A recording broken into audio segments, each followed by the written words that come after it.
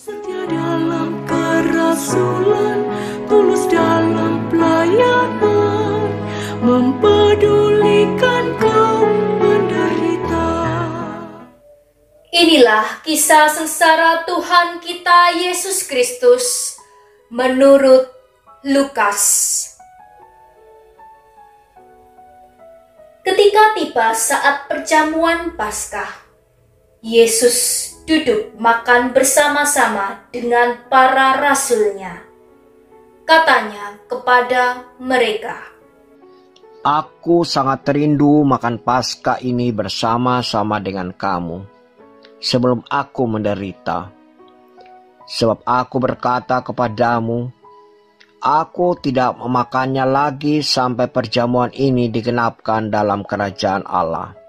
Kemudian Yesus mengambil sebuah cawan, mengucap syukur, lalu berkata, "Ambillah ini dan bagikanlah di antara kamu.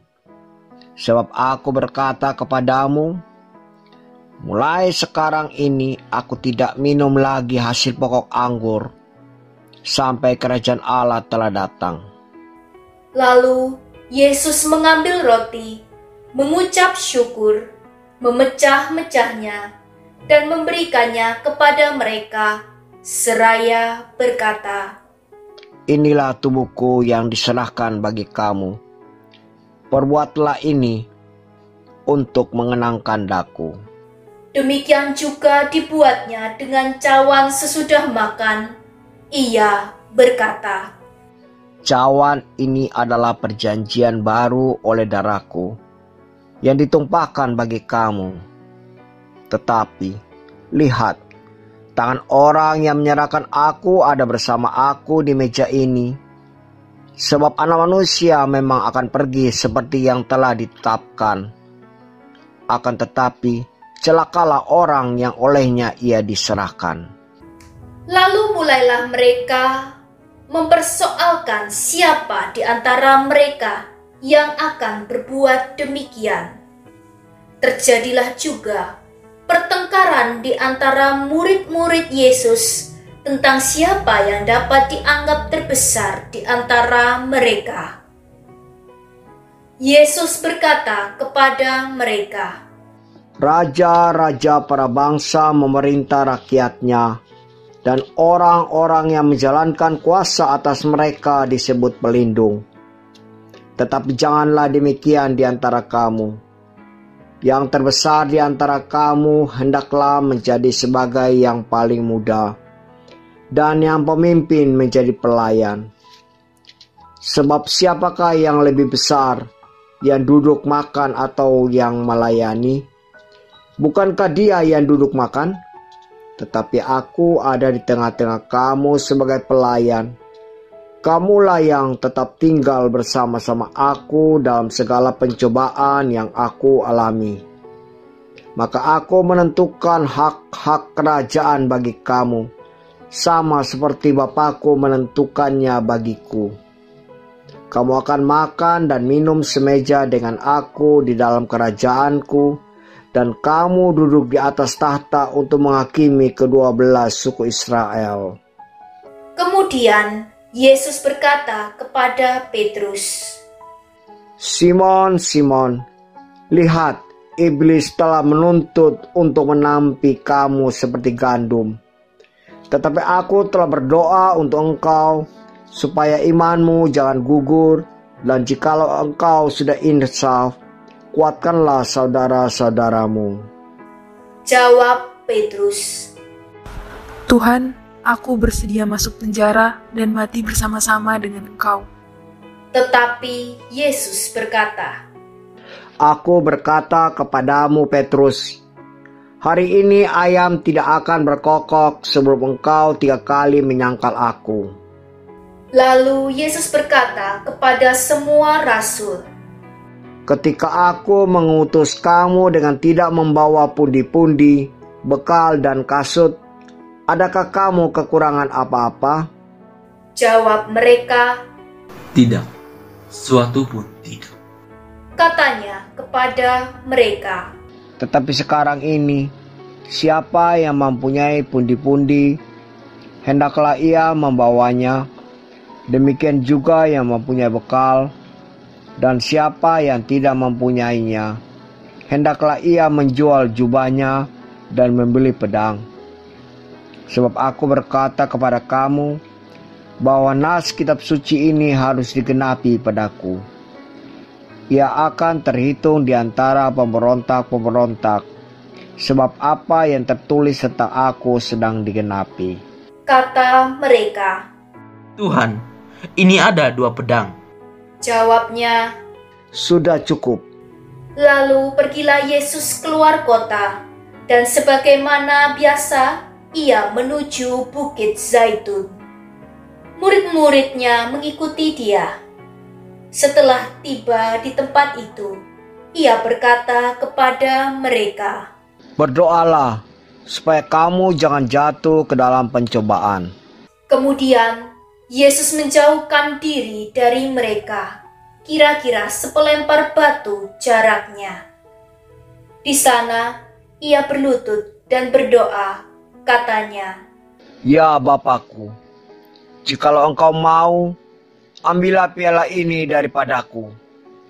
Tetapi bukanlah kehendakku, melainkan kehendak-Mu lah yang hendaknya terjadi. Lalu seorang malaikat dari langit menampakkan diri untuk memberi kekuatan kepadanya. Yesus sangat ketakutan dan makin bersungguh-sungguh berdoa.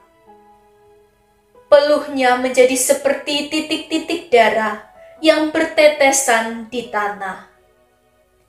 Sesudah itu, ia bangkit dari doanya dan kembali kepada murid-muridnya. Tetapi ia mendapati mereka sedang tertidur. Kata Yesus kepada mereka, Mengapa kamu tidur? Bangunlah dan berdoalah, supaya kamu jangan jatuh ke dalam pencobaan.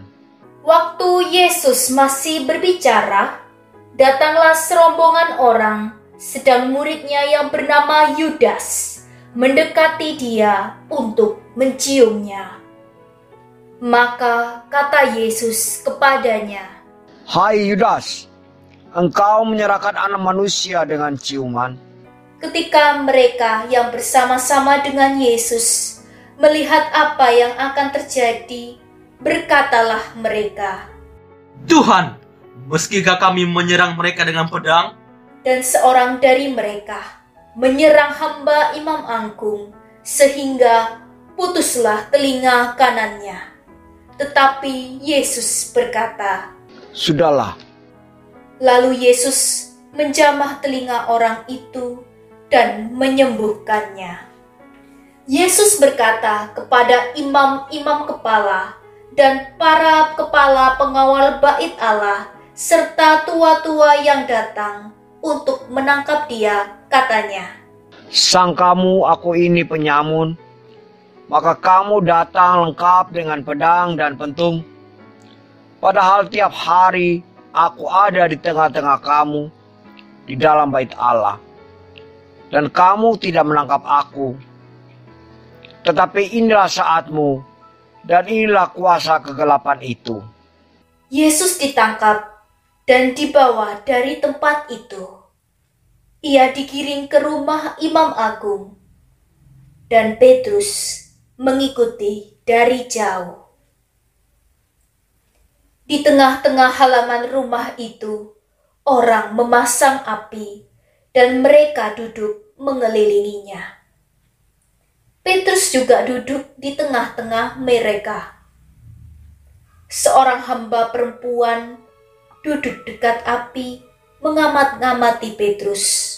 Lalu ia berkata, Orang ini juga bersama-sama dengan Yesus. tetapi Petrus menyangkal, katanya, Bukan, aku tidak mengenal dia. Tidak berapa lama, seorang lain melihat dia lalu berkata, Engkau juga seorang dari mereka.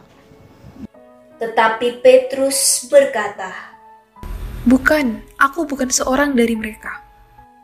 dan kira-kira sejam kemudian, Seorang lain lagi berkata dengan tegas, Sungguh, orang ini juga bersama-sama dengan Yesus, sebab ia juga orang Galilea. Tetapi Petrus berkata, Bukan, aku tidak tahu apa yang engkau katakan. Seketika itu juga, sementara Petrus berkata, berkokoklah ayam.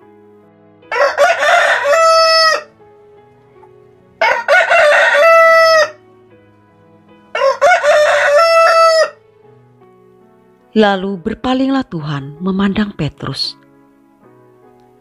Maka teringatlah Petrus bahwa Tuhan telah berkata kepadanya, sebelum ayam berkokok pada hari ini, engkau telah 3 kali menyangkal aku. Lalu Petrus pergi keluar dan menangis dengan sedih. Sementara itu, Yesus diolok-olok dan dipukuli oleh orang-orang yang menahannya. Mereka menutupi muka Yesus dan bertanya, Coba katakan, siapa yang memukul engkau? Dan banyak lagi hujat yang mereka ucapkan kepadanya. Setelah hari siang, berkumpullah sidang para tua-tua bangsa Yahudi, imam-imam kepala, dan ahli-ahli Taurat. Lalu mereka menghadapkan Yesus ke mahkamah agama mereka. Katanya, Jikalau engkau adalah Mesias, katakanlah kepada kami. jawab Yesus, Sekalipun aku mengatakannya kepadamu, kamu toh tidak percaya. Dan sekalipun aku bertanya sesuatu kepadamu, kamu toh tidak akan menjawab. Mulai sekarang, Anak Manusia sudah duduk di sebelah kanan Allah yang Maha Kuasa. kata mereka semua. Kalau begitu, engkau ini anak Allah? Jawab Yesus, Kamu sendiri mengatakan bahwa akulah anak Allah. lalu kata mereka, Untuk apa kita perlu kesaksiannya lagi? Kita telah mendengarnya dari mulutnya sendiri. lalu bangkitlah seluruh sidang itu, dan Yesus dibawa menghadap Pilatus. Di situ mereka mulai menuduh dia, katanya, Telah kedapatan oleh kami bahwa orang ini menyesatkan bangsa kami. Ia melarang orang membayar pajak kepada Kaisar, dan tentang dirinya ia mengatakan bahwa ia adalah Kristus, yaitu Raja. Pilatus bertanya kepada Yesus. Benarkah engkau raja orang Yahudi? Jawab Yesus, Engkau sendirilah mengatakannya. kata Pilatus kepada imam-imam kepala dan seluruh orang banyak itu. Aku tidak menemukan kesalahan apapun pada orang ini. Tetapi mereka makin kuat mendesak, katanya, Ia menghasut rakyat dengan ajarannya di seluruh Yudea. Ia mulai dari Galilea dan kini sudah sampai di sini. Ketika Pilatus mendengar itu, ia bertanya, apakah Yesus itu seorang Galilea? Dan ketika tahu bahwa Yesus seorang dari wilayah Herodes, Pilatus mengirim dia menghadap Herodes, yang pada waktu itu ada juga di Yerusalem. Ketika melihat Yesus, Herodes sangat girang. Sudah lama ia ingin melihat Yesus karena ia sering mendengar tentang dia. Lagi pula ia berharap dapat melihat bagaimana Yesus mengadakan suatu tanda. Ia mengajukan banyak pertanyaan kepada Yesus, tetapi Yesus tidak memberi jawab apapun. Sementara itu, imam-imam kepala dan ahli-ahli Taurat maju ke depan dan melontarkan tuduhan-tuduhan yang berat kepada Yesus. Maka mulailah Herodes dan pasukannya menista serta mengolok-olok Yesus. Ia mengenakan jubah kebesaran kepada Yesus, lalu mengirim dia kembali kepada Pilatus. Dan pada hari itu juga bersahabatlah Herodes dan Pilatus yang sebelumnya bermusuhan.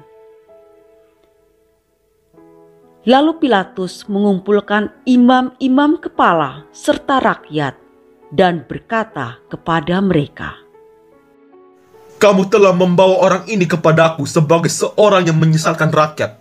Kamu lihat sendiri bahwa aku telah memeriksanya, dan dari kesalahan-kesalahan yang kamu tuduhkan kepadanya, tidak ada yang kudapati daripadanya. Herodes pun tidak menemukan kesalahan padanya, sehingga ia mengirimkan dia kembali kepada kami. Sesungguhnya, tidak ada sesuatu apapun yang dilakukannya yang setimpal dengan hukuman mati. Jadi aku akan menghajar dia, lalu melepaskannya. Tetapi mereka berteriak bersama-sama, Enyahkanlah dia! Lepaskanlah Barabas bagi kami! Lepaskan Barabas! Lepaskan Barabas! Barabas ini dimasukkan ke dalam penjara berhubung dengan suatu pemberontakan yang telah terjadi di dalam kota dan karena pembunuhan. Sekali lagi, Pilatus berbicara dengan suara keras kepada mereka, karena ia ingin melepaskan Yesus. Tetapi mereka berteriak membalasnya, Salibkanlah dia! Salibkanlah dia! Salibkanlah dia! Kata Pilatus untuk yang ketiga kalinya kepada mereka, Kejahatan apa yang sebenarnya telah dilakukan orang ini? Tidak ada suatu kesalahan apapun yang telah kudapati padanya yang setimpal dengan hukuman mati.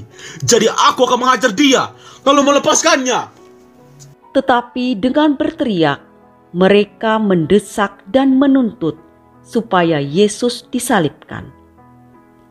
Akhirnya mereka menang dengan teriakan mereka. Lalu Pilatus memutuskan supaya tuntutan mereka dikabulkan. Jadi Pilatus melepaskan Barabas yang dimasukkan ke dalam penjara karena pemberontakan dan pembunuhan itu sesuai dengan tuntutan mereka. Ketika membawa Yesus untuk disalibkan, para serdadu menahan seorang yang bernama Simon dari Kirene yang baru datang dari luar kota, lalu meletakkan salib Yesus di atas bahunya supaya ia memikulnya sambil mengikuti Yesus. Sejumlah besar orang mengikuti Yesus, di antaranya banyak perempuan yang menangisi dan meratapi dia. Yesus berpaling kepada mereka dan berkata, Hai putri-putri Yerusalem, janganlah kamu menangisi aku, melainkan tangisilah dirimu sendiri dan anak-anakmu. Sebab lihat, akan tiba masanya orang berkata, Berbahagialah perempuan mandul, berbahagialah perempuan yang rahimnya tidak pernah melahirkan, dan yang tidak pernah menyusui. Maka orang akan mulai berkata kepada gunung-gunung, Runtuhlah menimpa kami, dan kepada bukit-bukit, tibulilah kami. Sebab jikalau orang berbuat demikian terhadap kayu hidup, apakah yang akan terjadi dengan kayu kering? Bersama Yesus digiring juga dua orang lain, yaitu dua penjahat untuk dihukum mati bersama-sama dengan dia. Ketika mereka sampai di tempat yang bernama Tengkorak, mereka menyalibkan Yesus di situ.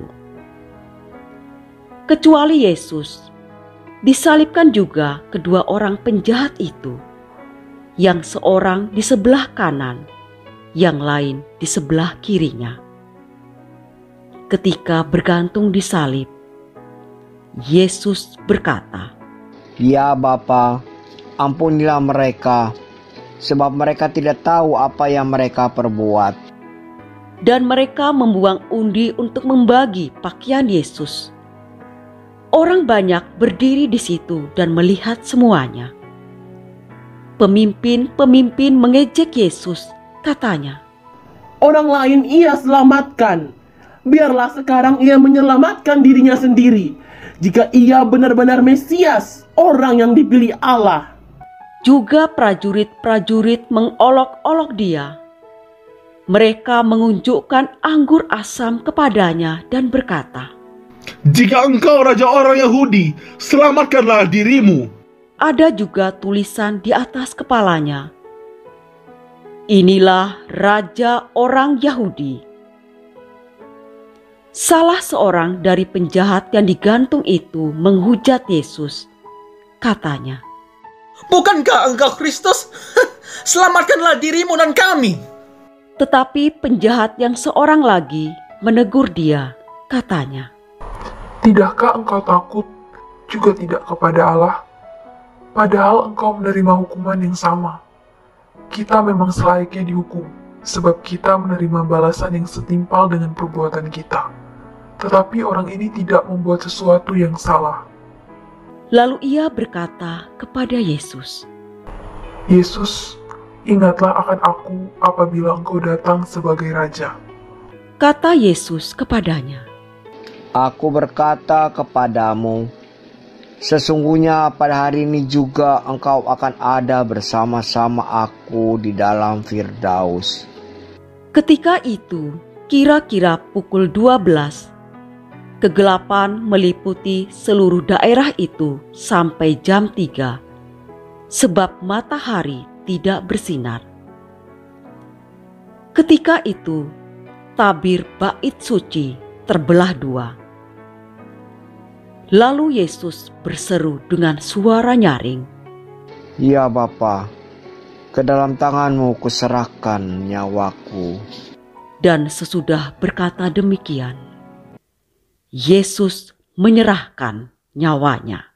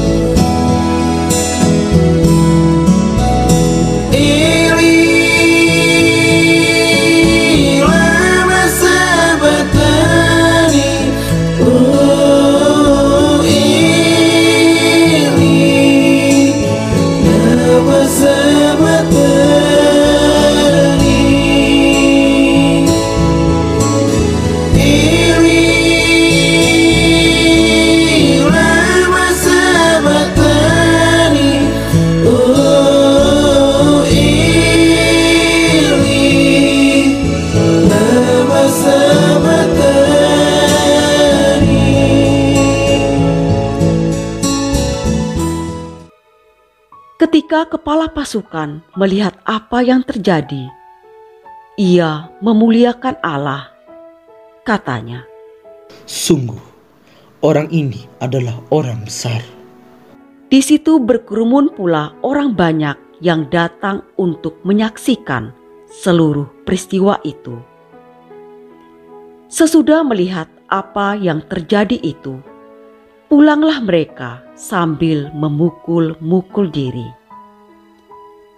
Semua orang yang mengenal Yesus dari dekat, termasuk perempuan-perempuan yang mengikuti Dia dari Galilea, berdiri jauh-jauh dan melihat semua itu. Waktu itu, ada seorang yang bernama Yusuf. Ia anggota Majelis Agung dan seorang yang baik lagi benar. Ia tidak setuju dengan putusan dan tindakan majelis itu. Ia berasal dari Arimatea, sebuah kota Yahudi, dan ia menanti-nantikan kerajaan Allah. Ia pergi menghadap Pilatus dan meminta jenazah Yesus. Dan sesudah menurunkan jenazah itu, ia mengafaninya dengan kain lenan, lalu membaringkannya di dalam kubur yang digali di dalam bukit batu, di mana belum pernah dibaringkan satu jenazah pun. Hari itu adalah hari persiapan dan Sabat hampir mulai. Perempuan-perempuan yang datang bersama Yesus dari Galilea ikut serta dan melihat kubur itu. Juga mereka melihat bagaimana jenazah Yesus dibaringkan. Setelah pulang, mereka menyediakan rempah-rempah dan minyak mur. Dan pada hari Sabat, mereka beristirahat menurut hukum Taurat. Demikianlah sabda Tuhan.